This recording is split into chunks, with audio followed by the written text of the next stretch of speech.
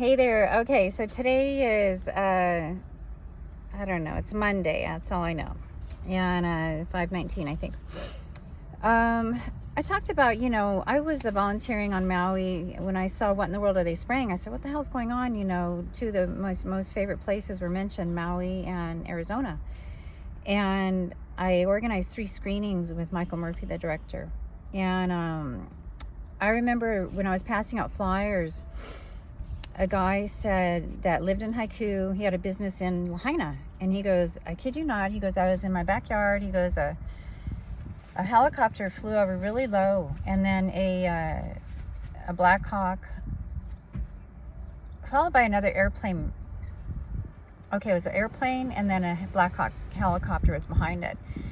And he goes, I could see this stuff just like falling down on us, gooey, like goopy. And he goes, I got so sick, like I couldn't even go to work right then. I was supposed to go into the store. I couldn't get out of bed for 2 weeks because I felt like I was dying. And this stuff is very real. And I talk about the rains. People get sick sometimes after it rains. And I've seen the planes pass where they're spraying. It's a confused ecosystem. You can sit there and say people are doing this, spraying lithium and antidepressants and all kinds of stuff in the air to dumb us down or zombify us. And it's true. I've never taken those pills, your lithium and your things, antidepressants. I've never taken that stuff. But it's true. We're really zombified. We don't realize how asleep we are. And I want to tell you my experience with doctors. When we were young, we would get vaccinated in school. Right at school, parent had to sign a release to have vaccinations. And then I remember when I was a little older, going to the office, getting a shot and fainting really bad, just right when my mom was trying to pay for the vaccination. And then as I got older, I did your typical, urgent care, maybe if I had a sinus infection or what have you. They can't really give you anything for viral infections. They just say, ibuprofen or whatever, keep your fever down. They don't want to give you antibiotics. And then I went, my ex-spouse and I, we wanted to go get our skin looked at because he was getting spots and different things that they started, I don't know if it was before this or after this, but we booked a dual appointment with this Dr. Mowbray in Scottsdale, Arizona. You think Scottsdale, you're going to have good doctors or, the Mayo Clinic and stuff like that.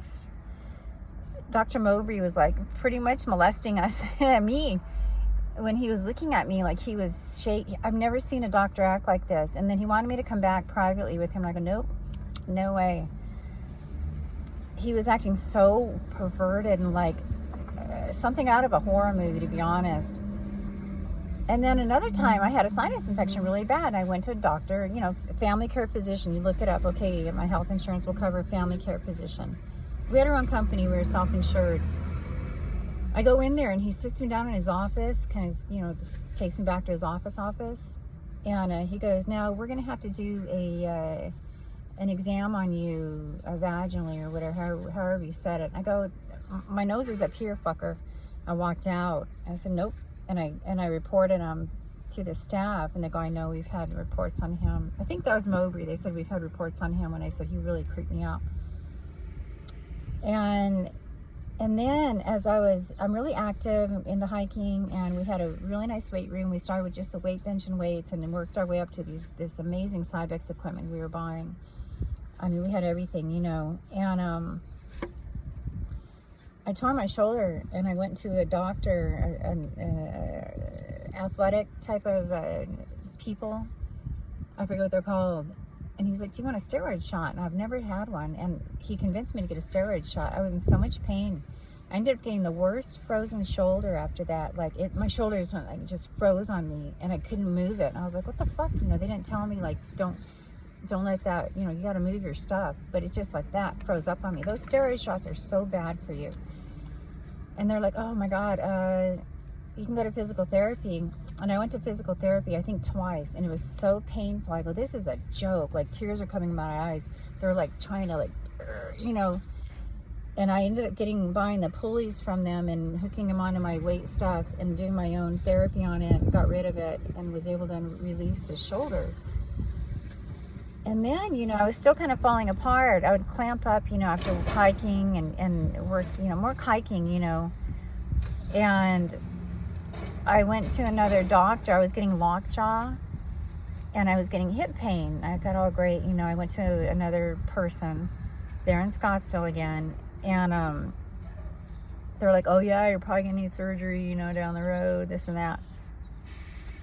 I finally had to break up with doctors, and it was the best decision I ever made. I started doing my own research, and I was listening to Alex Jones, and he had Mike the Health Ranger on there, and then these products through Youngevity, it's called. And I spent money, and I bought all these micronutrients. I started supplementing with micronutrients. And from magnesium to, it's a product called Tangy Tangerine, and then OsteoFX, it's a powder you put in water. They're both powders. And then a calcium and selenium and zinc and maybe 2 other things, a multi-EFA, you know, multivitamin. My stuff, and within like 2-3 months, I go, I'm getting better. I'm totally getting better. I have no hip pain. My lockjaw went away. I met somebody that actually, I met her, I was getting my hair done, and she had braces, and she goes, yeah, I have lockjaw. I go, they put braces on you because you have lockjaw? She goes, yeah. I go, you get those off and you start taking this stuff. And I didn't keep in contact with her, but they put braces on her teeth. She was in her 40s. See how stupid they are? I mean, come on.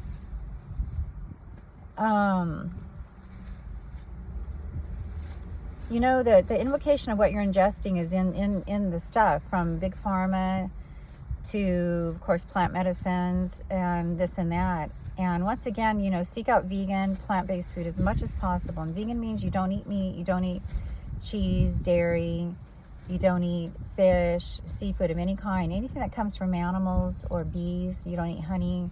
Pure vegans don't eat honey either. And fruit is your natural sweetener. Just know that in baking and all that, they're the best. When you eat a vegan cake as opposed to a non-vegan cake, it's amazing. It's so good and so rich. And even go, you know, Beyond Beef, Carl's Jr., Burger King has a product that's a Impossible Whopper, or Carl's Jr. calls it something else, but it's Beyond Beef meat, and you can buy Beyond Beef at the stores, and it's not like a bean burger or a veggie burger. It's really good. It tastes better than a hamburger, and it's more dense, so you don't need as much food. You know, you're like, I'm spending so much money, but you don't eat as much. You don't. It's so dense, packed with nutrients, that you can save it. And we get such big proportions when we're out there. It's just disgusting, the proportions that people are fed at restaurants and at the stores. You know, you go in Walmart, you can't just buy 2 muffins or single muffins. You got to buy 4 of them. You know, this white sugar infused products. For breakfast, I had a banana, I had an avocado, and I had hummus and some French bread and water. And lunch, I got a taco salad at Pepito's, and they're really nice there, but, you know, they don't offer a veggie burger or a veggie burrito. Castaneda's has a good veggie burrito, and it's like $10-11, but you'll see, you save it. You don't eat the whole thing. And it has rice, beans, pico de gallo. It's really good. But anyway, I got a taco salad because I was craving a salad, and I had no meat, so it had beans, rice, lettuce, tomato, and guacamole. And okay, I want to tell you, the biggest gateway to me is school. School was the biggest gateway in my life for weird behavior. The teacher wanted to sleep with us. He was 36 years old, and he was our math teacher, and I was 14 and my friend was 14. And we were excited because he bartended on the weekend at La Fonda restaurant in Scottsdale Road. We rode our bikes down there from, you know, I lived off of McClintock and Apache. We rode our bikes all the way to La Fonda. He gave us a cheese crisp and stuff. He invited us back to his apartment, and guess what? He started serving us alcohol. And now we're getting a buzz. And then he's like, come back, you know, come back. He kissed us both, I think, and begged us to come back, or me, either one. I didn't tell anybody either. And he was a girls softball team coach too. And he was, I swear, probably the moon of Robin Williams, because he was into that Mork and Mindy stuff, you know, Nanu. He was a really fun teacher, and I really liked him, and I respected him until then. He passed me. I was failing in math. You know, I wasn't doing well in that class. And isn't that gross? And then the first time I got drunk was at school. It was a football game. My girlfriend and I, once again, that same girl, we got some Jack Daniels and went in the bathroom and got drunk. And then she was like ready to pass out. And I was then getting a ride home from my sister and her friend in my sister's Mustang. And I remember I was in the back seat and I was wasted. And I was opening the door trying to throw up. And we're driving. And she's like, oh my God, you know, trying to pull me in. And then when we got home, I took off running. And I was just screaming, they're trying to kill me. They're trying to kill me. They're trying to kill me. I remember running around the block. They're like, fuck, you know, my mom and dad are going to get mad. Her friend was living with us at the time. And they finally calmed me down. I mean, from then on, you know, it was like wine coolers. It was this and that. My parents would go out of town. Or I started smoking weed, and I swear it helped me at 14. I wasn't a regular weed smoker, but I was smoking it and cottonmouth and everything, you know. But I know it saved me from being wasted and getting really drunk and stuff like that. And then I kid you not, I went with the same friend of mine. These kids, her cousin was graduating from Brophy. It's a Catholic boys' school, Brophy Prep. And they had a graduation. I think they were in Tucson. And my dad happened to be playing. And so, I don't know, we ended up going. And then my dad wasn't there, but we went to this graduation party. And we were probably 15, 16. And these two guys, Mexican guys, pull up and they're like, do you want some cocaine? I'm like, I never heard of cocaine. I had no idea what it was. I didn't take any. They scared me. They were older men. I didn't want to hang out with them. But here you go, you know, at a Catholic graduation party. I'm telling you right now, school is the biggest gateway. It's saved people, too, that have worse lives than that. You know, it's pretty sad to think. But we've been fed a big lie that the school... We had to go to school. We had to be separated from our parents rather than doing a home business with them. My dad was so smart, you guys. We didn't need to go to school, and that really tore our family up. And my mom, you know, feeling like she had to work because my dad, you know, evoked that he was a cheater and stuff like that. And but really, we were really getting along as a family when we were young. My dad took us camping all the time. You know, he was really smart. He could do carpentry. He was a musician. He was a high school quarterback. He was a gymnast. He was prom king. You know, he's really popular and social and really funny, you know, at his gigs. And we used to be able to go into the bar when he was playing and hang out, you know, as a family. But school really did get in our way of being a really cool family and sticking together. My parents divorced when I was 28. I think my mom was 36, and she was only 10 years older than me, but she was 21, I think, when she had me. She's 46, something like that. And she started taking antidepressants because of going to counseling, because counselors are tied to psychiatry. You just know that, where they give you antidepressants, and they don't tell anybody else you're on them. No, we didn't know. She had her first stroke at 46 years old. My dad was out of there. They got a divorce, and he really didn't want to be out of there. They just fought, and you know, she would try to move out, or he would try to move out. Just, we were really struggling, you know, as a family. And my mom, unfortunately, felt like she had to go to work, you know, wear the pants. That was a big problem with the feminist movement, or this movement, or that movement. And she felt she had to go to work. So I was a latchkey kid. That means your parents aren't home. You don't know if someone's going to be home when you get home. You know, until I got my car, I'd walk home from school, because the bus, it was 2 miles, McClintock High School, McClintock Chargers. And the bus was full of kids from Victory Acres, the barrio. And the girls were bullying me, unfortunately. And they hated my sister, so when I got there, you know, they hated me automatically, and one tried to fight me and stuff like that. So I would walk home. Once I walked home, and I remember my grandpa Romero had passed, and I saw him sitting in the dining room. This is after he died. I was terrified to go in my house. But I didn't know if someone was going to be home. You know, you just hang out, wait, and wait for someone to get home. My dad was more than one home, more than my mom. The one walking us to the bus stop. I remember him more. I don't remember my mom ever walking me to the bus stop. I'm sure she did, but she was probably working, you know, in the mornings. Whereas he worked nights. So the invocation, unfortunately, is in everything that you're doing. And if you think of big pharma drugs, you know, if they hate Americans or they think we're fat and ugly, that's the invocation in us. And unfortunately, it's invoking on people's voice box, and they're actually talking like this: fat bitch, you know, nigger. All these horrible things are being said about people. And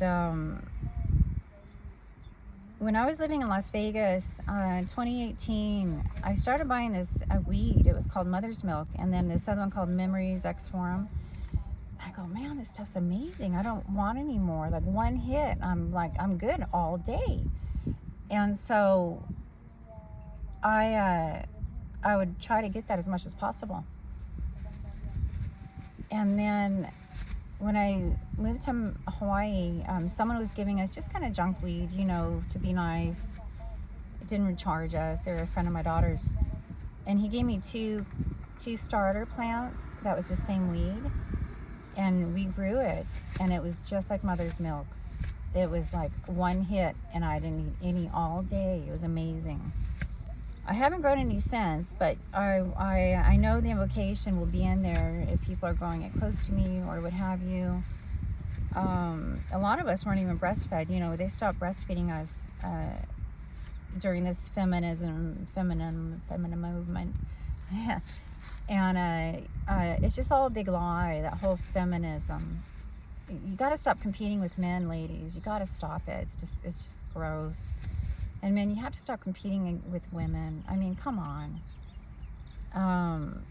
And I unfortunately, you know, got talked into, I didn't want to get married or have a baby. And when I met my spouse, he was like a salesman, you know, on anything he did. You know, he could sell anything.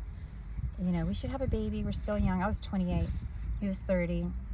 We're still young, you know, and my parents aren't getting any younger, and they'll be really good grandparents and this and that. And, you know, my mom too, my dad. And I was like, oh, okay, you know, I saw what happened to my parents. I just didn't want any of this. I'm fertile myrtle too, you know.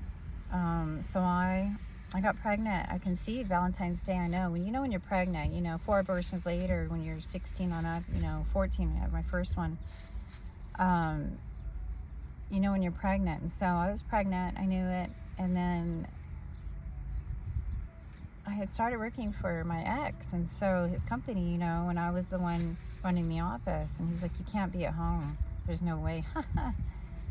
You're not going to be a stay-at-home mom. And I really wanted to be. And my voice was taken like Little Mermaid. And so I didn't speak up about that. And I ended up wearing the pants. You know, he had the home office. He was really smart. He wasn't a slacker. I wouldn't have stuck with him. I hate lazy people. I know there's a reason you're lazy and shit like that, but I hate it. You know, you guys should all be out there working, and you're 16 on up. Quit school, get a job, get ahead in life. That's what I say. And so he was really motivated. He did do a lot, from learning web applications. He got these big books. They're huge, you know, C#, Visual Basics, blah, blah, blah. He learned how to build a database. This is stuff you don't have to go to school for, you know. He did graduate and had a photography degree, but he was pre-med. And when we first met, he was hurting me. I didn't know what he was doing, but I'm just like waking up later going, you're killing me. Like something's going on. And I said, you got to start smoking weed. When I met him, he was snorting cocaine. And we started growing weed. And so it was our invocation in there. It was good stuff. We were going Kelly Mist. It was sativa. And we were just weekend users. We made it in pill form. And I mean, just a little tiny. And he'd always try to overdose me. Here, more. Another beer, another this, you know, because I'm fun. But these men do this all the time, and it was good. I took a break from weed recently because I had gotten some free weed from somebody, and it was fine. I was able to smoke it, but there's a spirit in me that turned around, and I was like, I can't swallow. I was like all these weird things were happening trying to swallow. And they're like, it's laced, it's laced. I go, no, it wasn't laced. I already know. I'm going to tell you right now, this same spirit, I was with somebody and ingesting something. I don't want to go into details, but it was in the sexual realm. They swallowed it. I didn't. I'm like, what the fuck? And it was the same spirit. So this is the same spirit that's constantly engaging my boyfriend. And they're always saying horrible things about me, and they're always I didn't want you to be the divinity, you know, all this stuff, all these downloads coming in, you know, fat bitch, you know, I'd be walking by and they're like yelling at people. And you know, it's the tricks. It's the decoding of the food chain, and it's a confused ecosystem. Okay, so my boyfriend's taking magnesium. He bought magnesium, and he's taking 4 capsules, 400 milligrams. Men need about 400, women 300. And the magnesium said the big pharma drugs are fighting with them.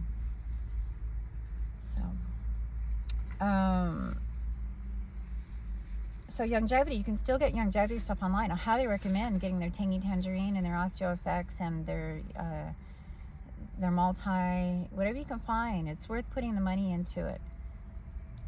I was telling you, I went to a doctor's appointment with someone recently, and I was just disgusted. Like, I go, you don't mention anything about diet and exercise or supplementation with multivitamins or this and that, you know, going plant-based.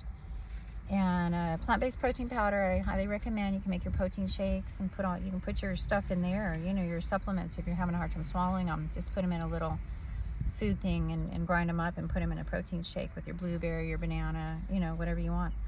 Tangy tangerine.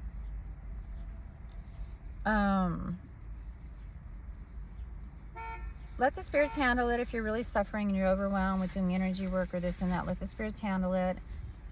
There's a gravitational pull that's pulling us this way, that way, this way, that way, up, down. And so we're just like trying to get grounded. You know, people are just literally stuck sometimes.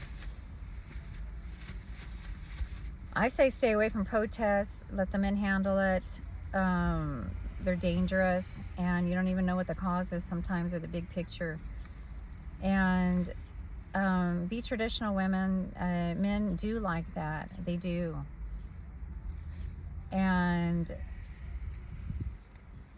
I'm going to put a shout out there. My car finally died on me. It's got 206,000 miles, and I need a new engine. It's got a bad lifter. And so Pick Your Part is a place you can go and sell your vehicle to, and they'll come tow it away and pay you money to take your car, or you can drive it up to them, and then they'll give you a higher rate if it's running. But then they take these parts and use them in people that are needing parts for their car. So Pick Your Part. They probably have them all over the world, but I know for sure here California they have it. And one more thing about school, I happened to see a teacher who was cutting down her students, saying they were basically stupid. All of them didn't know how to do this, read, write, basic, you know, processing of their information and stuff like that. And I thought I thought she was really bad to do that and cut down her whole class, because they made a big deal about her online, how she quit online, and she had a video where she was cutting down her students. And so they're just stupid elitists, these people that think they're better than us, that went to school, you know, but they don't understand the big picture. And I really, really don't like what she did. I think she's a joke, and they're just glorified babysitters. Just know that. Trade schools are out there. UTI, that's a place where you can learn basic mechanics or airplane mechanics, air conditioner mechanics, you know, all kinds of things are needed out there. And so don't be afraid to go to a trade school and spend your money there. If you put money down on college, I'd ask for it back. And there's a movie I put on my Facebook, Patrice Romero, Facebook artist, The Company Men. And it really hits home about these men that have MBAs that are all losing their jobs to younger people coming up the ranks. And without any notice whatsoever. One of them, you know, hurt himself over this. And so watch it. It's free on YouTube, and it's a good movie. I highly recommend it.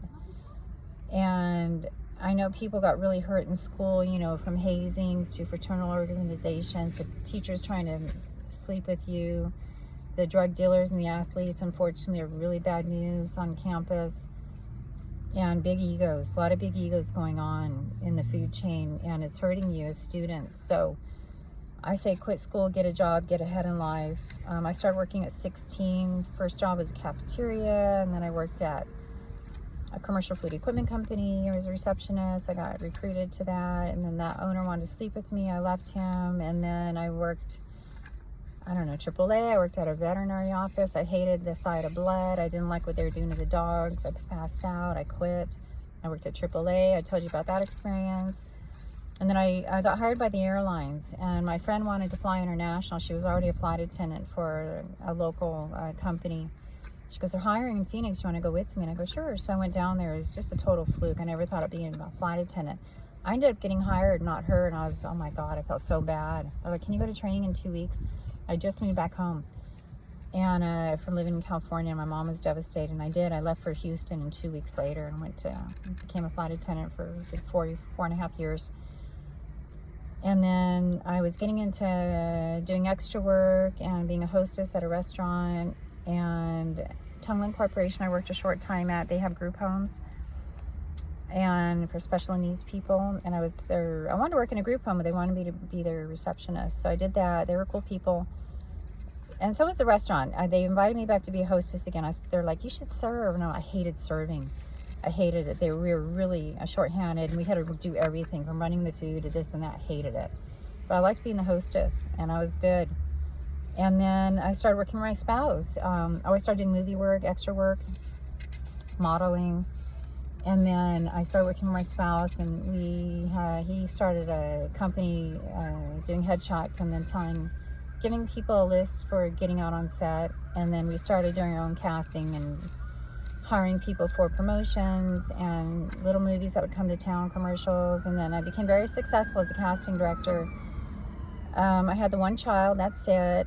And my husband got fixed after that. I had one more abortion. I did. I didn't want to have another kid. And men, unfortunately, impose their will on you right after you have a baby. It was horrible. And I aborted it. And then he got fixed. He got his tubes tied. I know, it's the female. So I didn't have to worry about getting pregnant anymore. Really painful surgery he went through, but he was willing to. And then we were very successful. And including they were interested in me being the Maui Film Commissioner. I moved to Hawaii. I'm hearing the SAG president, but it was a conflict because I was a casting director.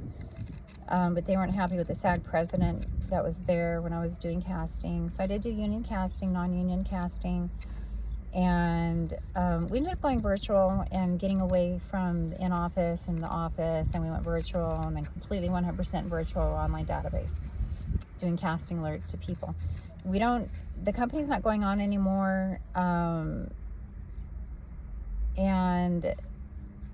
in a way, you know, the projects out there, I don't have a handle on where people are being sent to and what's going on set, and the bad commercials for bad products, including animal killing and all that, you know, the food chain.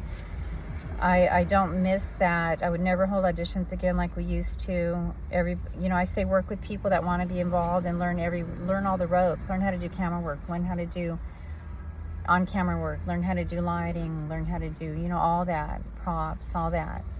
So just try to group with really good people that aren't hurting you and brewing you.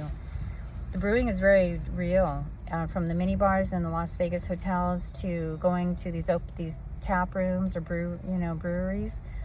I like getting bottles. I don't like getting open brew anymore because I know there's waste sedatives in there. It's like the gate. It's like when I try to use Starbucks Wi-Fi, my stuff crashes because I'm the light, and I have so many spirits coming in. There's not the big gateways in the way, passwords, usernames, people stealing your information. I still am not getting any donations. They're just complete out stealing them. And just know the IRS was abolished a long time ago. They're the last ones, unfortunately, to know this. And, you know, when people talk about state taxes, pay back your loans, hey, what about these students that got raped in school? It really makes me mad when they talked about paying back your loans. You know, the Trump administration, you took a loan out, you need to pay back your loans. They're such a bitch about it. What about these people that got raped in school and then got this big MBA degree and now they're getting fired 20 years later? Or they can't even get a job in what they went to school for, and they're overqualified or they're underqualified. You know what I mean? It's a joke. You guys are a joke with your loans. We had a membership service, and if people didn't pay, maybe they didn't pay for their headshots or this and that, or they owed on the database. You know, I remember once trying to say, well, should we turn them into credit counselor, credit people? And I stopped that right away. You can't go after people if they owe you money. You just can't. What you guys are doing is really illegal with the loans, because they're predatory loans. They don't tell you how to pay it off early. They're liars about that. You can pay your credit card off early without interest. They don't tell you how to do that on a home loan or a student loan or an auto loan. They're liars. They'll flat out lie to you. They'll keep giving you the amount with interest. They're liars. What you do is you make extra payment. You keep making your payment. You need to give them like a double payment or triple payment if you have extra cash. And you have to, unfortunately, probably take it to their office, call them, send them a check. They need a document. This is going towards the principal. Your regular payment's still going towards the interest. And before you know it, you're paying off your loan early. We paid off our home in 5 years doing that, because my husband, also started going to real estate school and knew about that. So they're just a bunch of liars. You guys are liars. I like what the Trump administration is doing in ceasefire and getting along with our neighbors, but I do not like what you're saying about loans and paying off loans. I don't like it at all. These teachers are a joke out there, and they really think they're better than us. And these people that went to school, they think they're better than you. And I talked about meeting people from Mexico City University. My dad, I remember being little and hearing them talk. They're way different than these American students. They're not elitist like that. They're very esoteric too. And so are the people I'm from New Mexico, but the Mexicans, the New Mexicans, we all know spirits are real, and ghosts and past lives, things like that. We're very awake to this information. Carlos Castaneda is really funny, and you can follow his writings. And sense of humor and things like that. They're way different. Just know that. So get it together. We're not mad at you. We know you got hurt and dumbed down. You did. You got really dumbed down. You're really mean. A lot of you are really mean people. And we're not putting up with it anymore, okay? Quit stealing my donations. You're flat out stealing them from me.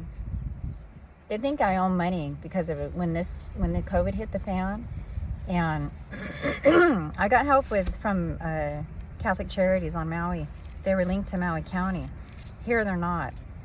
I got some rental assistance because the company was shut down, unfortunately, behind my back. And I didn't have the money for the web fees. And I had one more credit card payment, because I had when you're married, you can get a $25,000 credit card. You built up your credit. When you start out, you can barely you're lucky if you get $1,000, for a credit card limit. And so, I probably had a $20,000 credit card. And just know the bots, you're not spying all this stuff. There's literally other information in you, like I talked about, that's spending your money.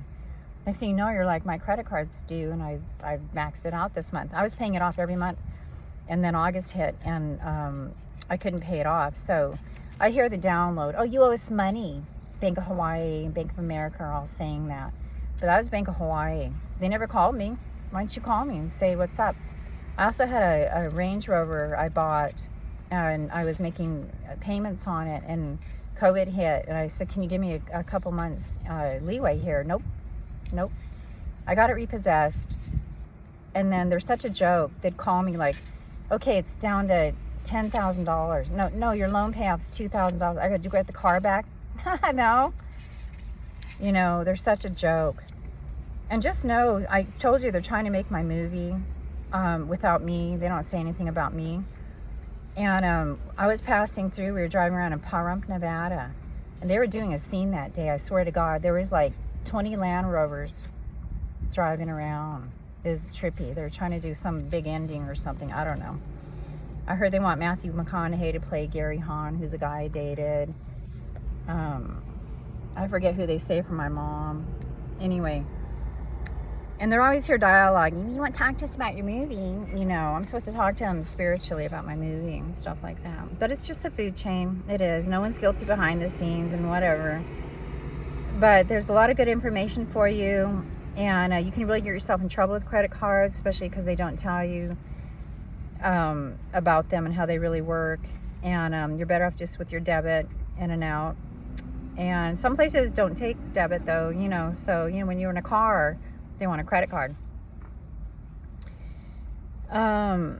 When you stay in the now, like I said, I've walked into Savers. I talked about staying in the now. You know, everything happens in the now. When you live in the past, you're depressed. When you live in the future, you're anxious. You're always thinking, I got to get gas. I got to go to the store. I got to get this. Got to take her to dance class. Got to do that. Here, the past, you did this. This happened to me. I got this injury. I got this, that. You're constantly keeping this in your memory, okay? And you got to stop it. I was moving furniture today, and it got dropped on my elbow, and it hurt at first. Went away, and I could tell they were talking about it. I'm like, stop talking about this. I'm feeling it again. It went away completely, the pain, because they stopped talking about it. Once they started talking about it, oh, poor Patrice got hit by that. I'm like, I feel it in my elbow again. So I got mad at them, and they stopped, the spirits. And so, but doors open up, and it might not be money that you're used to, but I walked into Savers, and I was just relaxed, and every shirt I went to applied to me. Every shirt. Grand Canyon State was one of them. Something about Faith, 83. I was graduated in 1983, and they said they voted for the first woman president in 1983. I graduated high school. And then Amy Marshall, 65, and on the back looked just like the first computer we bought. And that's probably a life I'm living, or a life I lived, maybe in military. I almost joined the military in this life. My mom talked me out of it. I ended up being a flight attendant. But I was in high school when that happened. I was real serious, sat him down. I want to join the Army. And once again, I was starting to get in really good shape because my dad had a weight bench and weights, and we had a swimming pool. I grew up with a swimming pool. We weren't rich, believe me. But school, you know, just got in the way. And luckily I was walking to school, you know, because we liked our sweets and Mexican food and New Mexican food and, you know, animal products. We really need gods and role models, not moms and dads or sex partners. You know, unfortunately, you date somebody and they try to mother or father you. But we really need Gentiles and gods. And I don't mean like bad Santa God. I mean like good God. There's a good one out there. And there's a lot of really bad people that think they're God, including doctors, unfortunately. They'll mess you up faster than you can mess yourself up. The sooner you break up with doctors, the better off you are. Okay? All right. I'm going to go. It takes forever to upload. And peace out. Be safe. Keep your family safe. And bless you. Toodaloo. Peace out.